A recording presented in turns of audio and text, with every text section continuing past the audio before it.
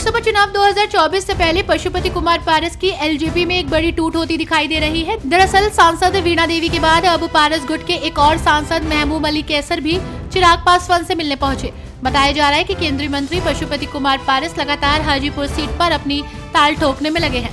आपको बता दें कि पशुपति वर्तमान में हाजीपुर के सांसद भी है, तो वहीं दूसरी ओर चिराग पासवान ने खुद को हाजीपुर सीट का उत्तराधिकारी बताया है। इसको लेकर चाचा भतीजे के बीच लगातार विवाद थमने की बजाय और बढ़ता दिखाई दे रहा है। दिल्ली के जवाहरलाल नेहरू स्टेडियम में प्रधानमंत्री नरेंद्र मोदी ने जनसभा को संबोधित किया। इस दौरान पीएम मोदी ने कहा कि पीएम स्वनिधि महोत्सव उन लोगों को समर्पित है जिनके बिना हम अपने दैनिक जीवन की कल्पना भी नहीं कर सकते। जैसे कि कोविड के समय में हर किसी को एहसास हुआ कि रेहड़ी पटरी वालों की ताकत क्या होती है। इसी के आगे पीएम मोदी ने गरीबी मुद्दे पर बात करते हुए कहा कि मैं गरीबी को जी कर यहाँ तक पहुँचा हूँ, इसलिए जिसको किसी ने नहीं पूछा उसको मोदी ने पूछा और पूजा भी। कांग्रेस का गढ़ मानी जाने वाली अमेठी और रायबरेली में बसपा पार्टी अपने उम्मीदवार उतारेगी, जिस पर बसपा के प्रदेश अध्यक्ष विश्वनाथ पाल ने कहा कि पहले भी अमेठी और रायबरेली सीट में उम्मीदवार उतारते आ रहे हैं और इस बार भी अपने कैंडिडेट उतारने का फैसला बसपा पार्टी ले चुकी है। आपको बता दें कि बसपा सुप्रीमो मायावती सच्चिदानंद पांडे को अयोध्या में अपना उम्मीदवार बनाने की प्लानिंग में है। लोकसभा चुनाव की तैयारियों के बीच टीएमसी की ओर से लिस्ट जारी करने के बाद अब लेफ्ट ने पश्चिम बंगाल के लिए अपने 16 उम्मीदवारों के नामों का ऐलान कर दिया है, जिससे साफ जाहिर होता है कि पश्चिम बंगाल में टीएमसी के बाद अब लेफ्ट फ्रंट भी इंडिया ब्लॉक के सहयोग के बिना चुनाव लड़ने के मूड में है, जिसे लेकर लेफ्ट ने कूच बिहार से नीतीश चंद्र रॉय, जलपाईगुड़ी से देवराज बर्मन और आसनसोल से जहां आरा खान को चुनावी मैदान में उतारा है। जौनपुर के पूर्व सांसद और बाहुबली नेता धनंजय सिंह ने अपनी सजा के खिलाफ इलाहाबाद हाईकोर्ट का दरवाजा खटखटाया है।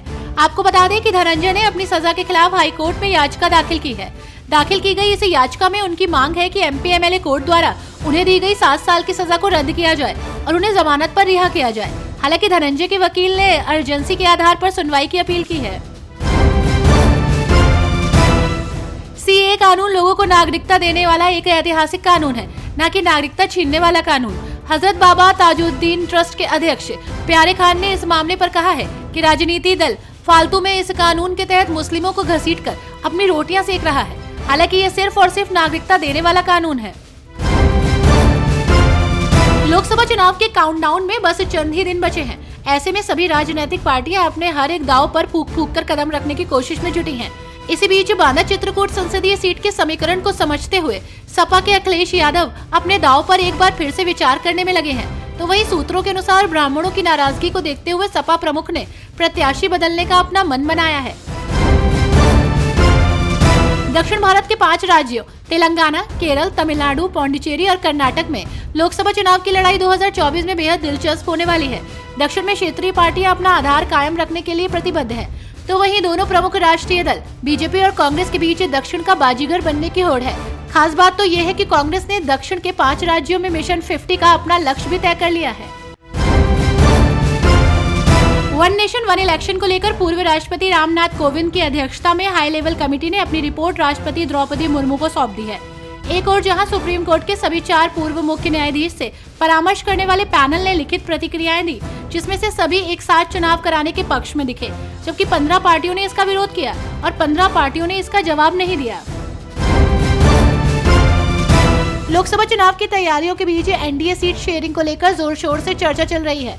इन चर्चाओं के बीच बिहार के लिए एनडीए में सीट शेयरिंग पर मोहर लग गई है। हालांकि आज इस मामले को लेकर एक बड़ी घोषणा की जा सकती है।